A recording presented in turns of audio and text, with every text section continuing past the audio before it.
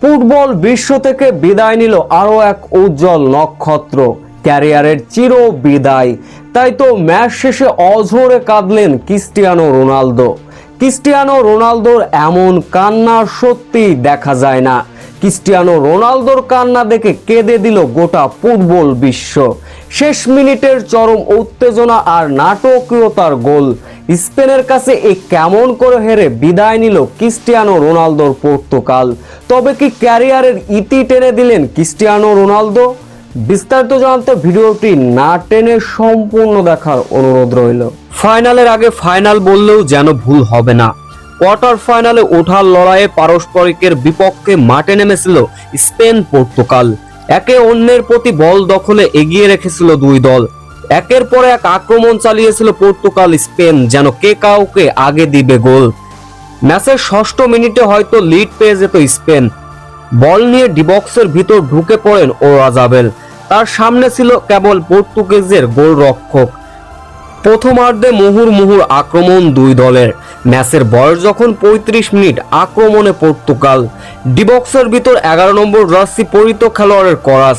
সেইখান থেকে Cristiano Ronaldo bicycle shot নেবার প্রচেষ্টা, কিন্তু স্পেনের গোলরক্ষক বলটা শেষ পর্যন্ত চোখ রাখলেন। বাঁ সাইডে ঝাঁপিয়ে পড়ে গোল রক্ষা করলেন। তাতে করে হতাশার মাত্রা বেড়ে গিয়েছিল ক্রিস্টিয়ানো রোনালদোর।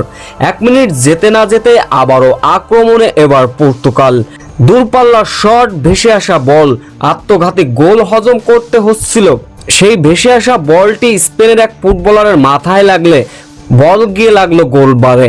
একটুর জন্য স্পেনের শেষ রক্ষা হলো। এরপর একের পর এক আক্রমণ চালিয়েছিল দুই দল, তবে গোল নামে সোনার হরিণের দেখা পায়নি কোনো দল। তাতে করে গোল শূন্যতে বিরতিতে যায় দুই দল। দ্বিতীয় অর্ধে এসে চলেছে বাঘে সিংহের মতো লড়াই। 65তম মিনিটে স্পেনের গোলমুখী দূরপাল্লার শট, কিন্তু পর্তুগালের গোলরক্ষক বাঁ সাইডে ঝাঁপিয়ে পড়ে তা রক্ষা করলেন। 72তম মিনিটে আবারও যেন স্পেনের জন্য দেয়াল হয়ে দাঁড়ালো পর্তুগালের গোলরক্ষক। ডিবক্সের একটু সাইড থেকে ফ্রি কিক আদায় করে নিয়েছিলেন লামিলা ইয়ামাল। লামিলা ইয়ামালের নেওয়া ওই দূরপাল্লা ফ্রি কিকটি গোলমুখী যখন শট, উপরের দিকে লাফিয়ে মেরে আবারও যেন রক্ষা করলেন পর্তুগালের গোলরক্ষক। 79তম মিনিটে আবারও স্পেনের একের পর এক আক্রমণ। গোলবার উদ্দেশ্য করে স্পেনের এক ফুটবলার শট নিলেন, কিন্তু গোল পোস্ট ফাঁকা থাকলেও গোল করতে পারেননি স্পেনের কোনো ফুটবলার। সেখানে গিয়ে পর্তুগিজ এক ফুটবলার সেই বলটাকে সেভ করলেন। একে অন্যের প্রতি লড়াই জ্বালিয়ে যখন গোলের দেখা পাচ্ছিলেন না, ম্যাচ চলে গেল অতিরিক্ত মিনিটের নাটকীয়তায়। অতিরিক্ত মিনিটে যখন মাঝমাঠ থেকে পর্তুগিজ ফুটবলার এবং স্পেনের ফুটবলার একে অন্যের সঙ্গে বাধা প্রদান করে পড়ে গেলেন, মাথায় টেকা রেফারি সেটাকে ফাউল অথবা বাঁশি বাজিয়ে কোনো কিছু প্রকাশ করলেন না। তাতে করে কিছুক্ষণ খেলা থেমে থাকলেও আবারও বলটা ছুঁয়ে দিলেন স্পেনের ফুটবলার। সেইখান থেকে 8 নম্বর জার্সি পরিহিত খেলোয়াড়ের ছোট্ট করে পাস।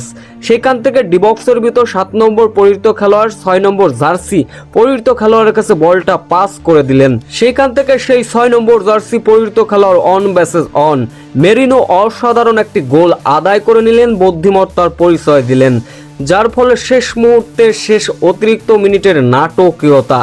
তাতে করে শেষ পর্যন্ত পর্তুগালের বিদায় 1-0 গোলে হেরে এবারের বিশ্বকাপ থেকে। অন্য প্রান্তে ক্যারিয়ারের শেষ ম্যাচ খেলে ফেলেছেন ক্রিস্টিয়ানো রোনালদো।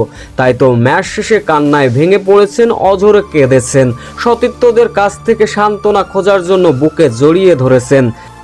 সত্যিই এমন অঘটনে CR7 এর বিদায় কোনোভাবেই মেনে নেওয়া যায় না।